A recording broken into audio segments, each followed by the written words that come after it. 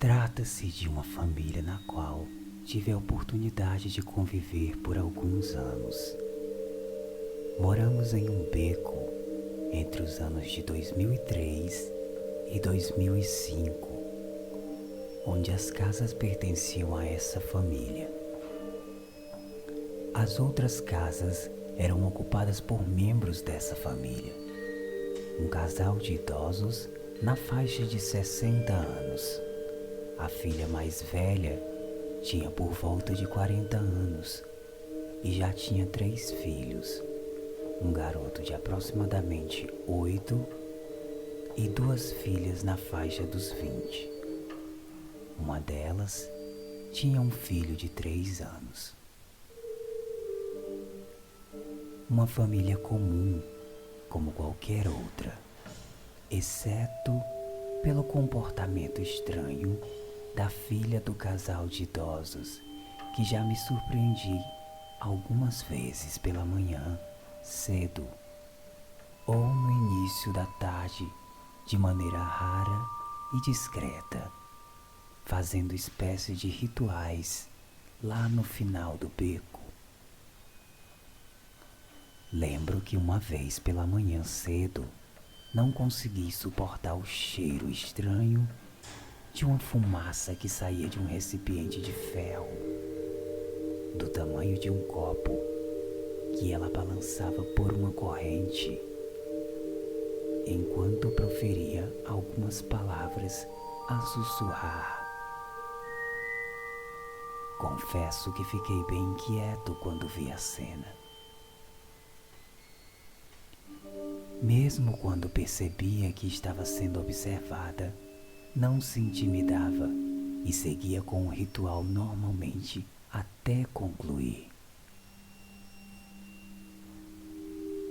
Confesso que me dava arrepios só de imaginar para qual propósito seriam tais ritos de frequência esporádica.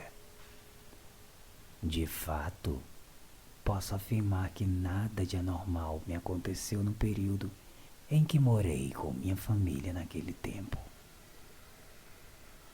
Mas a surpresa veio depois de alguns meses, quando sentei na calçada ao lado da mãe da tal mulher praticante dos rituais em um fim de tarde. A senhora, que era a matriarca da família, sentava naquele mesmo local quase que frequentemente. Havia um banco improvisado que ficava do outro lado da rua, de frente à entrada do beco. Na verdade, a casa da senhora ficava na outra rua, mas coincidentemente, a porta da cozinha da sua casa dava acesso ao final do beco.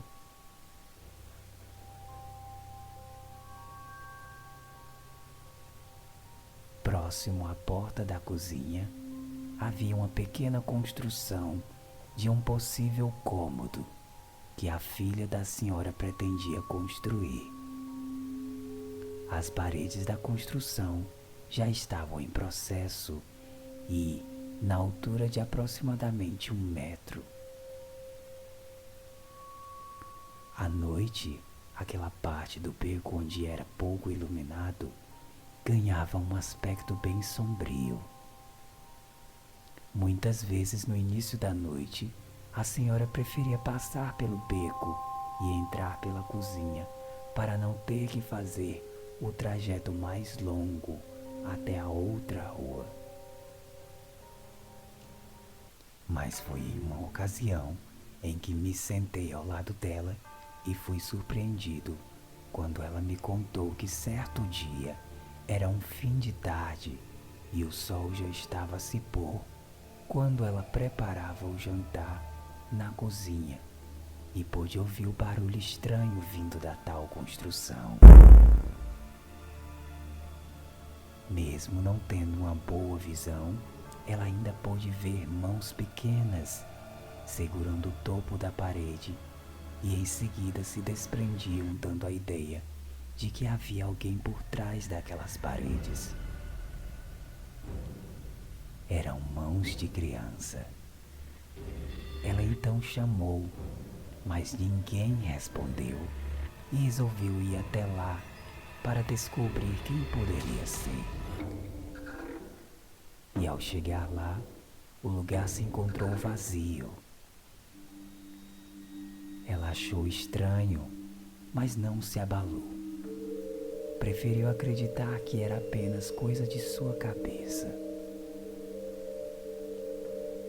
Alguns dias depois, quando ela estava sentada no local de sempre, ao fim de tarde, já no início da noite, e o beco estava sendo iluminado apenas pela luz que ficava no topo da porta da cozinha, dando aquele aspecto estranho no local. Ela percebeu certo movimento na construção e teve a nítida impressão de que alguém colocou a cabeça para fora da parede, olhando em sua direção. Não conseguia identificar quem era, mas podia perceber que se tratava de uma criança. Pelo cabelo curto, notava-se que era um menino. De repente, para sua surpresa, o garoto desconhecido saiu da construção, correndo para dentro de sua casa, pela porta da cozinha.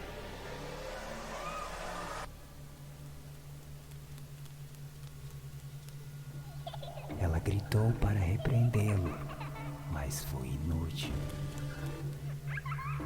Nesse dia, não havia ninguém, nem no beco e nem em sua casa. Ela se viu sozinha, mas mesmo assim, por se tratar de uma criança, se levantou do banco e foi pelo beco até sua casa.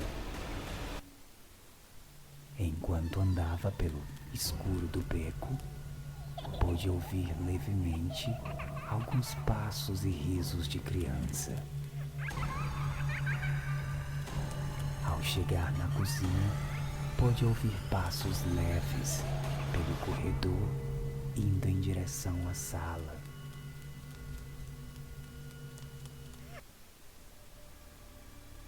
Quem está aí? Ela perguntava a procurar pela casa.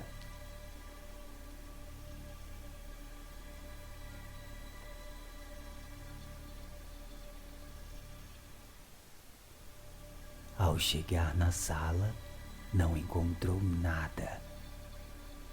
De repente ouviu passos em direção ao quarto e insistia a perguntar procurando pela casa. Quem está aí?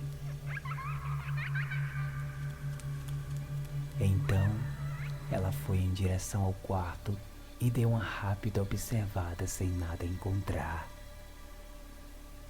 Olhou por debaixo da cama e, de repente, ouviu um barulho vindo de dentro do guarda-roupa.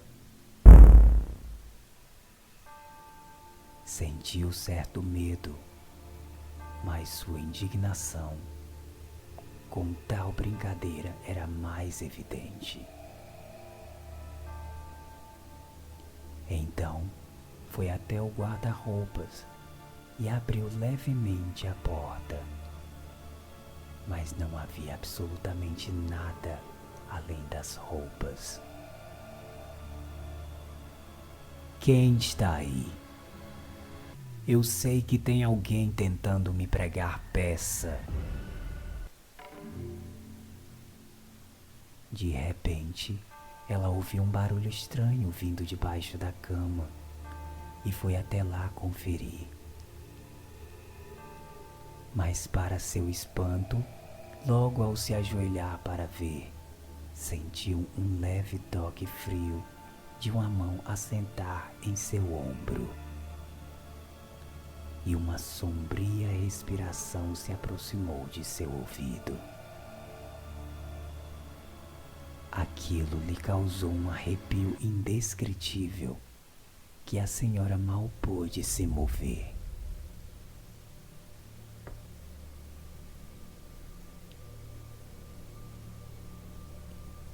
Então, de repente, ouvi um macabro sussurro de criança em seu ouvido dizendo: "Ele está aqui."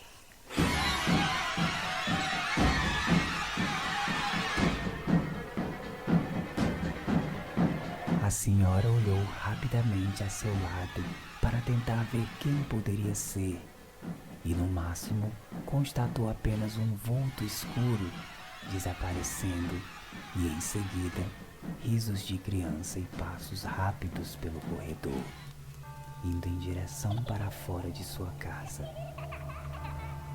A senhora ficou bastante assustada com o ocorrido, e sua única atitude foi a de ajoelhar-se ali mesmo em seu quarto e rezar por proteção.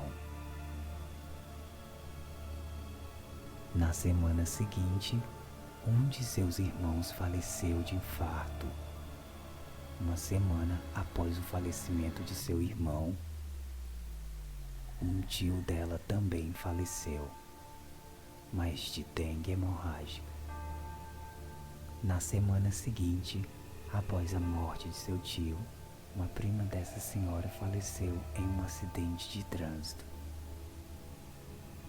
E na quarta semana seguida, infelizmente seu marido falece de problemas pulmonares, devido ter passado um longo período de sua vida fumando. Após tal sequência, as coisas aparentemente se normalizaram. Um mês depois, minha família se mudou daquele lugar e nunca mais soubemos notícias daquela família.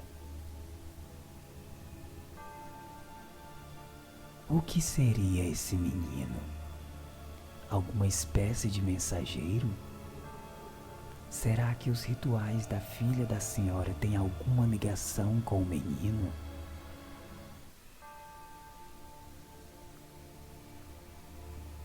Será que a sequência de mortes tem alguma ligação com o menino? Teria sido de fato alguma mensagem ou um aviso o que ele falou? Ou tudo não passa apenas de pura coincidência?